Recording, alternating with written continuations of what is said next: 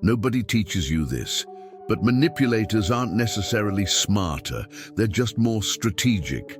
While most people react with emotion, guilt, or endless explanations, manipulators play a cold, silent, and calculated game. And here's the unsettling truth. Those who act only with kindness, total transparency, and good intentions usually lose. Machiavelli already warned that politics guided by reality, not ideals, separates the naive from those who survive. The world doesn't reward those who are predictable.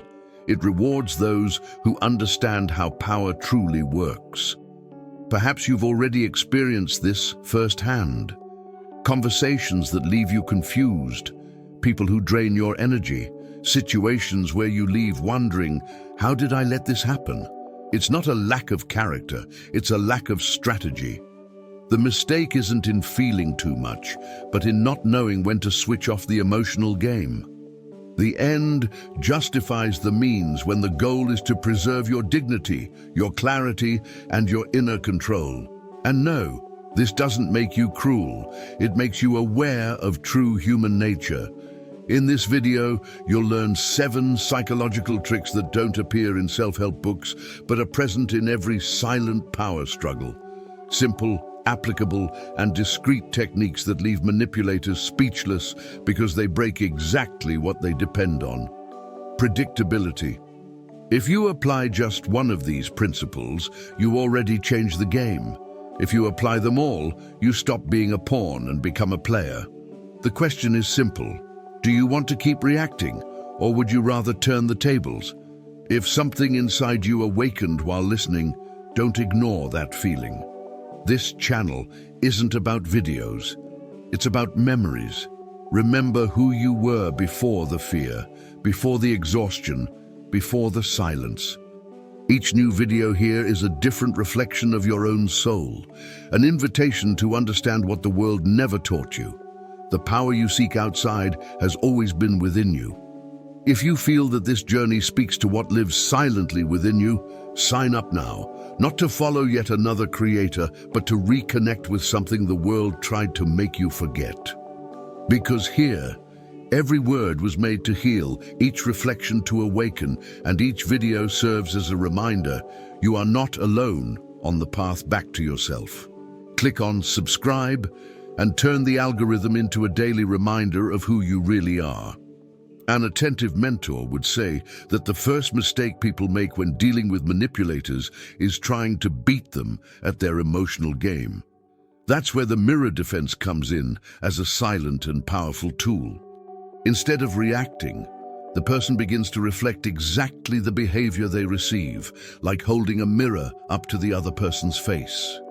The manipulator provokes, distorts, dramatizes, and receives the same response, without exaggeration, without extra emotion, without lengthy explanations. This destabilizes because it breaks the expectation of control. Here, Machiavelli appears between the lines. Politics guided by reality, not by ideals. It's not about being good or just, but about understanding real human nature. Those who manipulate depend on the reaction of others to exist in the game. When they see their own strategy returned, they lose their balance.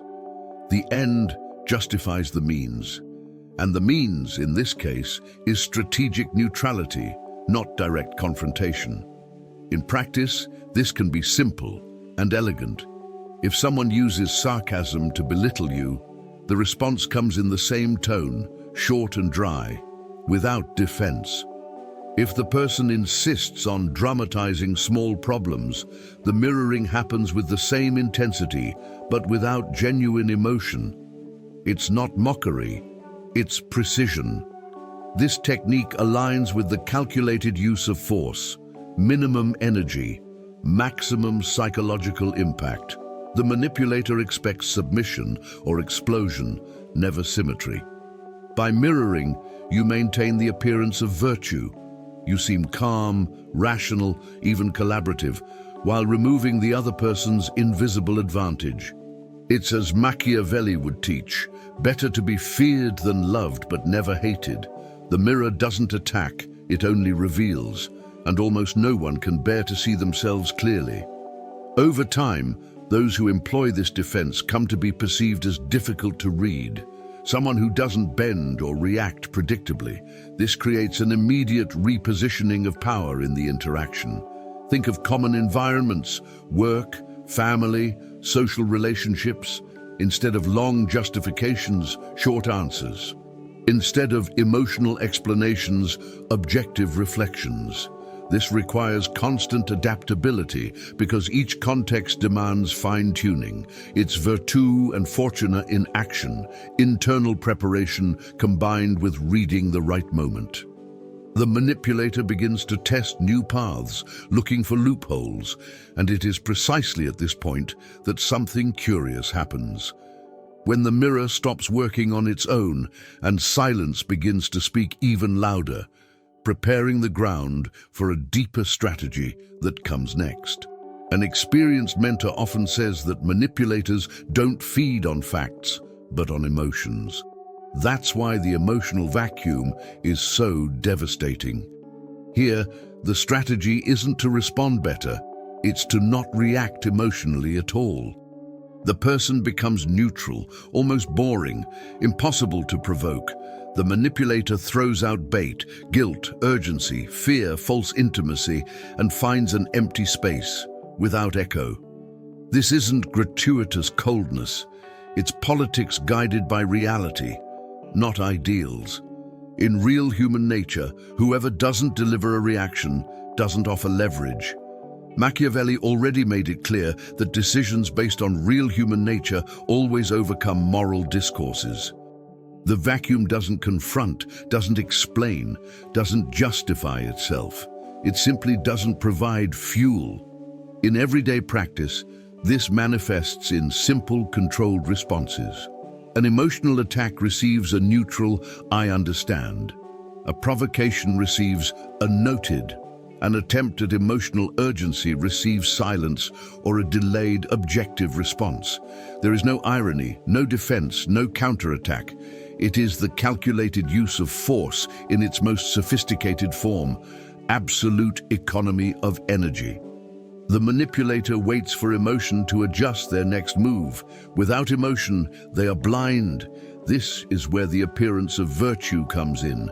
Outwardly, you seem balanced, even polite. Inwardly, you are in total control of the interaction. Avoiding being hated is fundamental. The vacuum doesn't generate explicit conflict. It merely removes the stage. Over time, this behavior creates something rare, emotional unpredictability. Manipulative people need clear patterns to exploit.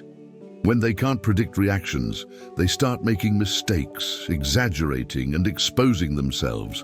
It's at this point that the game truly begins to change. Self-contained and loyal armies, as Machiavelli would say, begin within the mind. Self-control, emotional discipline, clarity of boundaries. Those who master their own internal state cannot be psychologically hijacked. And when the manipulator realizes they've lost access to their emotions, they try something new, pressuring for time, forcing quick responses, creating artificial urgency. Without realizing, they are paving the way for an even more silent weapon to follow. A wise mentor often warns that whoever controls the time controls the conversation. Strategic delay stems precisely from this logic. Manipulators depend on quick responses because haste reduces critical thinking and increases emotional submission. By not responding immediately, a person creates an invisible but powerful space where anxiety shifts sides. This is not carelessness or procrastination. It is politics guided by reality, not by ideals. In real human dynamics, silence and pause are tools of power. Machiavelli understood this clearly. The end justifies the means, and here the means are simple, not reacting at the pace imposed by the other. Whoever dictates the time dictates the rules. In practice, the delay can be subtle and elegant. A provocative message received in the morning might be answered hours later with few words. An urgent request might receive a "I'll look into it," followed by strategic silence. In meetings, the person listens, pauses, thinks, and only then speaks. This pause forces the manipulator to reveal themselves. They begin to over-explain, contradict themselves, show haste, fear, or hidden intentions. It's the calculated use of force in its most refined form, letting the other person work against themselves. At the same time, the appearance of virtue is maintained. There is no aggression, only calmness. Better to be feared than loved, but always avoiding being hated. Over time, this posture builds a silent reputation, someone who cannot be rushed, pressured, or emotionally cornered. This completely alters the balance of power. Decisions based on real human nature show that anxious people deliver more than they intend. Those who wait gather information. Virtù and fortuna meet here, inner preparation combined with the right moment to act. The manipulator, feeling control slipping through their fingers, tries to accelerate even more, creates ultimatums, dramatizes consequences, and it is precisely at this point that they fail to realize that the validation they so desperately seek is beginning to be withdrawn, opening space for an even deeper inversion in the psychological dynamic. A wise mentor teaches that whoever controls time controls the conversation. Strategic delay stems from this simple yet powerful understanding. Manipulators depend on immediate responses to maintain a psychological advantage. They pressure, create artificial urgency, demand quick decisions, all to prevent reflection. By consciously delaying a response, a person breaks this rhythm and takes invisible command of the interaction. This is not carelessness or indecision. It is politics guided by reality, not ideals. Machiavelli knew that acting at the wrong time can be more destructive than not acting at all. Calculated silence forces the other person to reveal themselves, to fill the void with their true intentions. In practice, the delay may be minimal but surgical. Instead of responding immediately, the person says, "I'll think about it and get back to you." In messages, they see the message but don't respond immediately. In meetings, they ask for time to evaluate. This small interval shifts the center of power.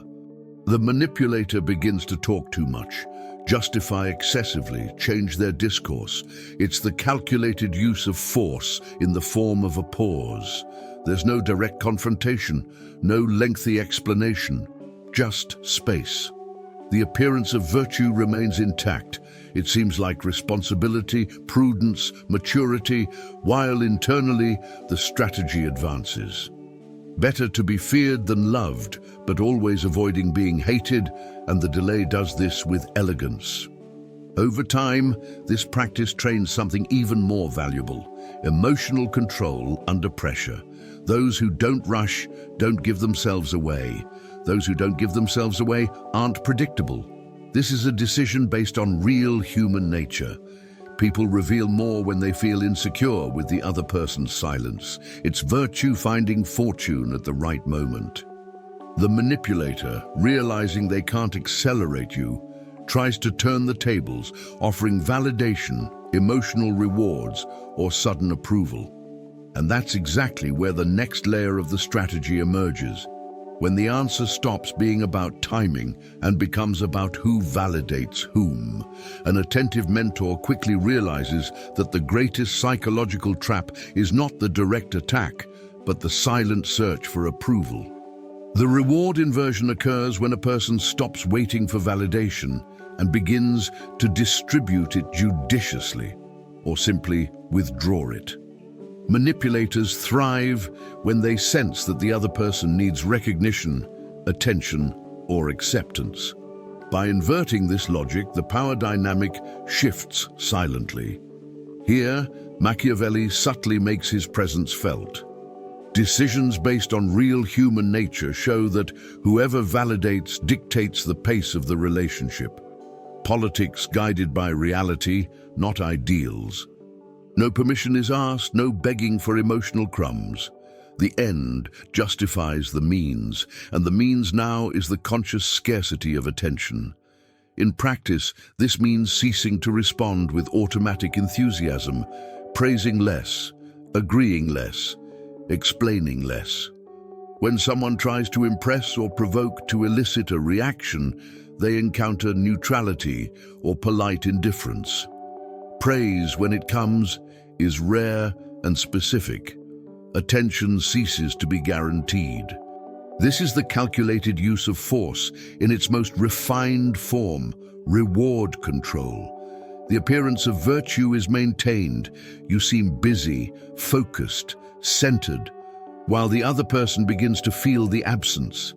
It's better to be feared than loved, not in the sense of explicit fear, but in the silent respect that arises when someone realizes their approval isn't automatic. And above all, one avoids being hated because nothing here is aggressive or offensive. Over time, the dynamic completely transforms. The manipulator, who previously held power, begins to seek minimal signs of validation, trying to get it right, to receive attention. It's virtue in action, taking advantage of the psychological advantage created by the change in posture. Internal, loyal armies of their own begin to form, regulated self-esteem, self-validation, emotional independence. The person ceases to be predictable, ceases to be needy, ceases to be controllable. And when the manipulator realizes they've lost control of the reward, they try something different, pressuring for clear answers, demanding definitions, wanting predictability. It is at this point that the strategy needs to become even more subtle, entering a territory where too much clarity becomes weakness. An experienced mentor often warns that predictability is the greatest gift one can offer a manipulator. The armor of ambiguity arises precisely from the refusal to be easily deciphered. Here the person abandons definitive answers, rigid positions, and complete explanations, not out of insecurity, but out of strategy. Machiavelli understood that politics guided by reality, not by ideals, requires knowing when to speak, and above all, what not to reveal. Whoever gives away all their plans, opinions, and emotions loses an advantage even before the game begins. Ambiguity creates a nebulous field where the other cannot anticipate moves or exploit certainties. In practice, this manifests as open-ended, neutral, and incomplete answers. Instead of, "I will do this," "I am evaluating possibilities" emerges. Instead of yes or no, "it depends on the context" appears. This is not about lying, but about not offering more information than necessary. This is the calculated use of force applied to communication. The appearance of virtue remains intact. The person seems thoughtful, strategic, even reflective, while the manipulator becomes frustrated by not being able to map intentions. Better to be feared than loved in this case means being respected for unpredictability. And of course, avoiding being hated, since ambiguity does not confront, it only protects. Over time, this posture creates a powerful effect. The other person begins to project onto you what they desire or fear. The lack of clarity forces the manipulator to reveal their own expectations, anxieties, and strategies. It's virtue and fortune working together, inner preparation coupled with the right moment. Your own loyal armies are strengthened in the form of self-control and verbal discipline. The person becomes illegible, impossible to anticipate. And when the manipulator realizes they can't extract information or predict your next moves, they change tactics once again, testing limits, threatening distance, or trying to emotionally trap you, opening the way for an even more decisive strategy that follows. A mentor who understands power games knows that nothing unbalances a manipulator more than realizing that the other person doesn't need to stay. The threat of exit is not a verbal ultimatum, nor a staged drama. It's an internal posture that shines through naturally. When a person calmly demonstrates that they can leave at any moment, the psychological balance shifts. Machiavelli already taught that decisions based on real human nature are more effective than emotional promises. Whoever believes you are trapped feels comfortable exploiting you. When that belief falls, respect emerges. Politics guided by reality, not ideals. One doesn't beg for permanence, one doesn't negotiate dignity. In practice, this appears in subtle signs. The person doesn't insist on exhausting conversations, doesn't over-explain, doesn't chase after the other when they strategically withdraw. If something crosses a line, they reduce their presence, change their tone, and end interactions without a scene. This is the calculated use of force in its most elegant form, partial or total withdrawal. The appearance of virtue is maintained, maturity, self-control, balance, while the manipulator feels something rare, insecurity. Better to be feared than loved here means being perceived as someone who doesn't play games. And at the same time, being hated is avoided because the exit is clean, silent, and without direct accusation. Over time, this posture creates a profound psychological effect. The manipulator begins to measure their words, control excesses, and try to please. The mere possibility of loss activates a primitive mechanism of the human mind. It is virtù, applied with precision, finding fortune at the exact moment. Internally, loyal armies of their own are consolidated. Emotional autonomy, psychological independence, clarity of self-worth. The person ceases to be a hostage to unbalanced bonds. And when the manipulator realizes they can no longer hold you captive through fear or approval, they resort to their last card, the most subtle trap of all, the one only the attentive can see. A truly experienced mentor knows that the most advanced form of power is that which doesn't appear to be power. Feigning ignorance isn't naivete, it's calculation. It's perceiving the trap and choosing not to react to it, allowing the manipulator to believe they are winning. Machiavelli understood, like few others, that at certain times, the appearance of weakness protects more than the demonstration of strength. Politics guided by reality, not by ideals. By not confronting directly, one avoids wear and tear, gathers information, and observes patterns. The manipulator relaxes, exaggerates, exposes themselves. The end justifies the means, and here the means is strategic patience. In practice, this translates into superficial agreements, simple answers and neutral expressions. The person perceives the attempt at control but doesn't correct, doesn't rebut, doesn't denounce. They let the other person speak, promise, contradict themselves. This is the calculated use of force in its most silent state, appearing harmless while maintaining internal control. The appearance of virtue is total, humility, simplicity, even a certain distractibility. Better to be feared than loved, but only at the right moment. Before that, it's necessary to avoid being hated.